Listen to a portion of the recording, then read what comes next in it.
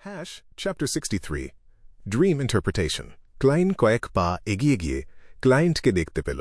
লোকটা একটা ফর্মাল কালো স্যুট আর অর্ধেক করা টপ হ্যাট পরে আছে। হাতে সোনার কাজ করা কাঠের ছড়ি, ছোট করে ছাঁটা সোনালি চুল দুপাশ থেকে ফুলে আছে। নাকটা বাজ পাখির ঠোঁটের মতো বাঁকানো। আনার বাগদত্তা, সেই জয়েস মেয়ার যে ভয়ঙ্কর একটা অভিজ্ঞতার মধ্য দিয়ে গেছে।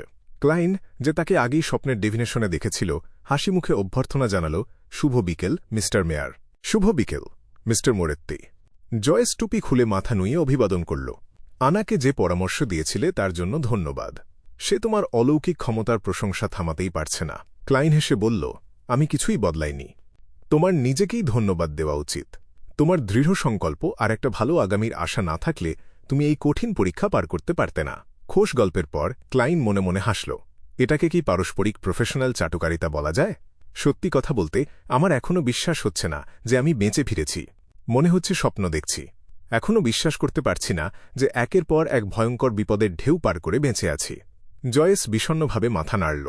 ক্লাইনের উত্তরের জন্য অপেক্ষা না করেই সে কৌতূহলী হয়ে জিজ্ঞেস করল, আমাকে দেখেই চিনে ফেললে? এটা কি আমার অদ্ভুত নাকের জন্য, নাকি ডিভিনেশন করে জানতে পেরেছিলে যে আমি আসব? তোমার বিস্তারিত তথ্য আমার কাছে ছিল। একজন সিয়ারের জন্য এটুকুই যথেষ্ট। ক্লাইন অস্পষ্টভাবে উত্তর দিল, ঠিক যেভাবে একজন ভণ্ড জ্যোতিষী বলত। জয়েস সত্যিই হতভম্ব হয়ে গেল। 10 সেকেন্ডেরও বেশি সময় পর সে কষ্ট করে একটা হাসি দিল। মিস্টার মোরেত্তি, আমি তোমার কাছে একটা ডিভিনেশনের অনুরোধ করতে চাই। কথাটা শেষ করতেই সে হঠাৎ কিছু একটা বুঝতে পারল। মিস্টার ক্লাইন মোরেত্তি নিজেকে একজন সিয়ার বলেছে, ভাগ্যগণক না, সিয়ার। ঠিক আছে, চলো টোপাজে যাই। ক্লাইন ইশারা করল। সেই মুহূর্তে তার মনে হল একটা লম্বা কালো রোব পরা উচিত ছিল। সে কথা কম বলার চেষ্টা করল, একজন সিয়ারের রহস্যময়তা বজায় রাখতে। জয়েস মেয়ার ডিভিনেশন রুমে ঢুকে পেছন থেকে দরজা বন্ধ করল। সে যখন চারপাশ দেখছিল, ক্লাইন সুযোগ বুঝে কপালের মাঝখানে দুবার টোকা দিয়ে স্পিরিট ভিশন চালু করল। জয়েস বসল আর ছড়িটা পাশে রাখল। কালো বো টাই টেনে ঠিক করে কর্কশ গলায় বলল, মিস্টার মোরেত্তি, আমি চাই তুমি আমার স্বপ্নের ব্যাখ্যা দাও। স্বপ্নের ব্যাখ্যা? ক্লাইন এমনভাবে বলল যেন এটা তার প্রত্যাশিতই ছিল, শুধু নিশ্চিত হতে জিজ্ঞেস করল।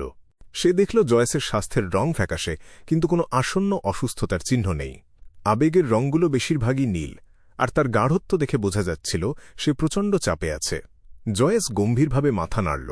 আলফালফা এনমার বন্দরে পৌঁছানোর পর থেকে প্রতি রাতে আমি একই ভয়ঙ্কর স্বপ্ন দেখছি। আমি জানি এটা সেই অভিজ্ঞতার ট্রমার সাথে সম্পর্কিত হতে পারে, আর আমার একজন মনোচিকিৎসকের কাছে যাওয়া উচিত। কিন্তু আমার সন্দেহ এটা সাধারণ স্বপ্ন না। সাধারণ স্বপ্ন হলে প্রতি রাতে পুনরাবৃত্তি হলেও কিছু না কিছু ডিটেল আলাদা থাকত, কিন্তু এই স্বপ্নটা, অন্তত যতটুকু আমি মনে করতে পারি, হুবহু একই। একজন সিয়ারের কাছে এই ধরনের স্বপ্নকে ঐশ্বরিক ইঙ্গিত বলে ধরা হয়। ক্লাইন বলল, অর্ধেক সান্ত্বনা দিয়ে আর অর্ধেক ব্যাখ্যা করে। তুমি কি স্বপ্নটা আমাকে বলতে পারবে? জয়েস মুষ্টি পাকিয়ে মুখের কাছে ধরল। কিছুক্ষণ গভীরভাবে ভেবে বলল, আমি স্বপ্ন দেখলাম আলফালফা থেকে সমুদ্রে পড়ে যাচ্ছি। সমুদ্রটা গাঢ় লাল, যেন পচা রক্তে ভরা। পড়ে যাওয়ার সময় নৌকায় থাকা একজন আমাকে ধরে ফেলল। তাকে আমি চিনতে পারিনি, কিন্তু জানি সে খুব শক্তিশালী ছিল। আর আমিও একজনকে ধরে রেখেছিলাম তাকে সমুদ্রে পড়া থেকে বাঁচাতে। আমি তাকে চিনি। সে ছিল আলফালফার একজন যাত্রী, ইউনিস্কিম। তার ওজন আর ছটফট করার কারণে আমি সামলাতে পারলাম না। হাত ছেড়ে দিতে হল, আর অসহায়ভাবে দেখলাম রক্তের সমুদ্র তাকে গিলে খাচ্ছে। সেই মুহূর্তে আমার উপরের লোকটাও হাত ছেড়ে দিল। আমি দুহাত ছুঁড়ে কিছু একটা ধরার চেষ্টা করলাম, কিন্তু কিছুই ছিল না। শুধু দ্রুত নিচে পড়ে যেতে লাগলাম। তারপর আতঙ্কে ঘুম ভাঙে, কপাল আর পিঠ ঘামে ভেজা। ক্লাইন কপাল ধরে আলতো করে টোকা দিল, যেন ভাবছে। তারপর কথা গুছিয়ে বলল, মিস্টার মেয়ার, দুঃস্বপ্ন, একই রকম দুঃস্বপ্ন, আর বারবার আসা দুঃস্বপ্ন, এগুলো সবই মানসিক সমস্যা, আর এদের একটা উৎস আছে। একই দুঃস্বপ্ন বারবার ফিরে আসা তোমার আত্মিক সত্তার কাছ থেকে একটা সংকেত। এটা ঐশ্বরিক ইঙ্গিত বটে।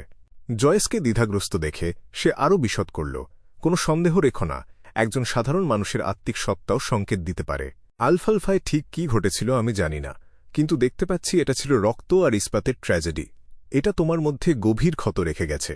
জয়েসকে হালকা মাথা নাড়তে দেখে ক্লাইন চালিয়ে গেল, জাহাজে তুমি নিশ্চয়ই প্রচণ্ড আতঙ্কিত, প্রচণ্ড ভয় পেয়েছিলে। এত তীব্র আবেগে ভেসে গেলে মানুষ সহজেই পর্যবেক্ষণ ক্ষমতা হারিয়ে ফেলে। যে চিহ্নগুলো চোখে পড়া উচিত ছিল সেগুলো মিস করে। এর মানে এই না যে তুমি সেগুলো দেখোনি, বরং তুমি সেগুলো উপেক্ষা করেছ। বুঝতে পারছ? উপেক্ষা। তোমার অবচেতনে, তোমার আত্মিক সত্তায় সেই মিস করা ডিটেলগুলো ঠিকই আছে।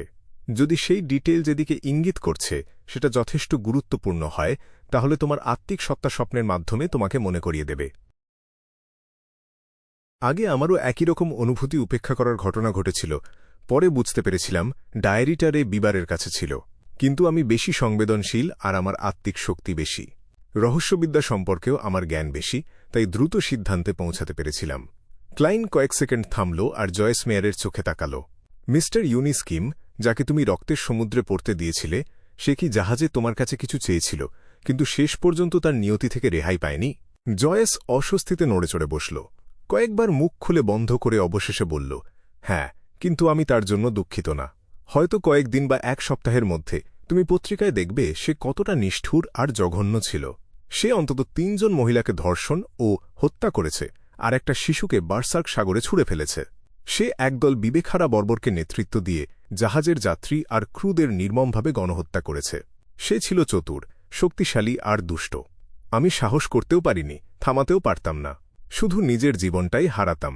তুমি কি করেছিলে সেটা নিয়ে আমি কোনো সন্দেহ করছি না, ক্লায়েন্ট স্পষ্ট করে তার অবস্থান জানাল। তারপর ব্যাখ্যা করল, কিন্তু তোমার স্বপ্ন আমাকে বলছে তুমি অনুশোচনা আর দুঃখ অনুভব করছ। তুমি বিশ্বাস করো তখন হাত ছাড়া উচিত হয়নি। যদি তুমি মনে করো তাকে মারা ন্যায়বিচার ছিল, তাহলে কেন এত অনুশোচনা আর দুঃখ? এতটা যে বারবার স্বপ্নে দেখছ, তুমি হাত ছেড়ে দিচ্ছ। আমিও জানি না। জয়েস বিভ্রান্ত হয়ে মাথা নাড়ল।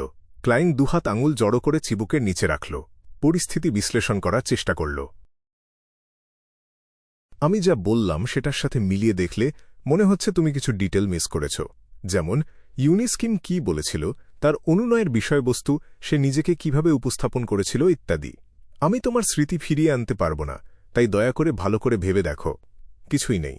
তখন সে শুধু বলতে পারছিল, আমাকে ছেড়ে দাও, আমি আত্মসমর্পণ করছি। জয়েস বিভ্রান্ত হয়ে বিড়বিড় করল। ক্লাইন ঠিক কি ঘটেছিল জানত না, তাই স্বপ্ন থেকে যতটুকু বুঝেছিল তার ভিত্তিতেই তাকে গাইড করতে পারছিল। হয়তো তোমার মনে হয়েছিল ইউনিস্কিম বেঁচে থাকলে বেশি কাজে আসত, সে কিছু প্রমাণ করতে পারত বা কিছু ব্যাখ্যা করতে পারত। জয়েস ভ্রু কুঁচকাল। অনেকক্ষণ পর বলল, হয়তো। আমার এখনও মনে হয় আলফালফায় যে সংঘাত শুরু হয়েছিল সেটা খুব আকস্মিক ছিল আর খুব দ্রুত তীব্র হয়ে গেছিল, যেন সবার হৃদয়ের লুকানো অন্ধকার হঠাৎ অনিয়ন্ত্রিতভাবে বিস্ফোরিত হল। এটা অত্যন্ত অস্বাভাবিক ছিল, খুবই অস্বাভাবিক। হয়তো আমি ইউনিস্কিমকে জিজ্ঞাসাবাদ করতে চেয়েছিলাম কেন সে এমন আচরণ করছিল, যেন শয়তান ভর করেছে। জয়েসের স্বপ্নালু বর্ণনা শুনে ক্লাইনের মাথায় হঠাৎ বিদ্যুৎ খেলে গেল। সে ভণ্ড জ্যোতিষীদের বিশেষ সুরে রহস্যময়ভাবে বলল, না, শুধু এটাই কারণ না। কি? জয়েস চমকে গেল। ক্লাইন দুহাত ক্রস করে চিবুক উঁচু করে ধরল। জয়েসের চোখে সোজা তাকিয়ে ধীর কিন্তু জোরালো স্বরে বলল, তুমি শুধু ব্যাপারটা অস্বাভাবিক মনে করনি, তুমি কিছু জিনিস দেখেছিলে যেগুলো উপেক্ষা করেছ। আর সেই উপেক্ষা করা জিনিসগুলো একসাথে জোড়া লাগালে একটা ভয়ঙ্কর উপসংহার বেরিয়ে আসে। তোমার আত্মিক সত্তা তোমাকে বলছে যে একজন আছে যে সবচেয়ে বেশি সন্দেহের পাত্র, আর সেই ব্যক্তিই স্বপ্নে তোমাকে ধরেছিল কিন্তু শেষ পর্যন্ত হাত ছেড়ে দিয়েছিল। তুমি অবচেতনভাবে তাকে সন্দেহ করো না, তাই তাকে চিনতে পারছ না। সে তোমার সঙ্গী। একসময় তোমার ভাগ্য তার হাতে ছিল, অথবা হয়তো সে তোমাকে আগে বাঁচিয়েও ছিল। জয়েস হঠাৎ পেছনে হেলে পড়ল, একটা ভোঁতা শব্দে চেয়ারের পিঠে ধাক্কা খেল। তার কপাল ধীরে ধীরে ঘামে ভিজে গেল, চোখ বিভ্রান্তিতে ভরে গেল। আমি দেখতে পাচ্ছি। জয়েস হঠাৎ শব্দ করে উঠে দাঁড়াল। চেয়ারটা টলে গিয়ে প্রায় পড়ে যাচ্ছিল। Mister trees. সে সমস্ত শক্তি দিয়ে নামটা উচ্চারণ করল। সে ছিল বন্ধুভাবাপন্ন আর লাজুক একটা ছেলে, গোলমুখ। সে ছিল সেই বীর যে বেঁচে যাওয়া মানুষদের বাঁচিয়েছিল। ক্লাইন জয়েসের চিন্তায় বাধা দিল না। সে একটু পেছনে হেলে অপেক্ষা করল। জয়েসের মুখের ভাব কয়েকবার বদলাল, শেষে স্বাভাবিক হল। সেই স্বাভাবিকের মধ্যে একটু ফ্যাকাশে ভাব ছিল। সে একটা তিক্ত হাসি দিল। এখন বুঝতে পারছি। আমার স্বপ্নের ব্যাখ্যা দেওয়ার জন্য ধন্যবাদ। মনে হচ্ছে পুলিশ স্টেশনে একবার যাওয়ার সময় হয়েছে। সে চামড়ার মানিব্যাগ বের করে একটা 100 নোট বের করল। আমি মনে করি না টাকা দিয়ে তোমার মূল্য পুরোপুরি বোঝানো সম্ভব, আর আমি শুধু তোমার চাওয়া দামটাই দিতে পারছি। এটা তোমার জন্য। জয়েস নোটটা ক্লাইনের দিকে এগিয়ে দিল। 10 পাউন্ড দিলে আমার কোনো আপত্তি হতো না। 100, তুমিও তোমার বাগদত্তার মতোই। ক্লাইন ভণ্ড জ্যোতিষীর রহস্যময়তা বজায় রেখে কিছু না বলে হেসে নোটটার ওপর হাত রাখল। জয়েস একটা গভীর শ্বাস নিল, টুপি পরল আর ঘুরে দরজার দিকে হাঁটল। দরজা খুলতে গিয়ে হঠাৎ পেছনে ফিরে আন্তরিকভাবে বলল, ধন্যবাদ মাস্টার মোরেত্তি। মাস্টার? ক্লাইন মনে মনে হাসল। সে জয়েসকে ডিভিনেশন রুম থেকে বেরিয়ে যেতে দেখল আর নিজে নিজে বলল, আলফালফায় যা ঘটেছিল সেটা অসাধারণ কিছু মনে হচ্ছে। ক্যাপ্টেন যদি এখানে থাকত, সে জয়েস মেয়ারের স্বপ্নে যা ঘটেছে তার সবটুকু বুঝতে পারত। মঙ্গলবার ভোর, ব্যাকল্যান্ড, এমপ্রেস বড়। অড্রে, যে একটু আগেই ঘুম থেকে উঠেছে, তার গোল্ডেন রিট্রিভার সুসিকে কাছে ডাকল। সে গম্ভীর গলায় বলল, সুসি, তুমিও এখন একজন বিয়ন্ডার। আমরা এক ধরনের না, আমি বলতে চাইছি আমাদের একে অপরকে সাহায্য করতে হবে। একটু পরে দরজায় পাহারা দাও আর কাউকে আমাকে বিরক্ত করতে দিও না। আমাকে একটা রিচুয়াল করতে হবে। সুসি তার মালকিনের দিকে তাকাল আর বিরক্তিতে লেজ নাড়ল।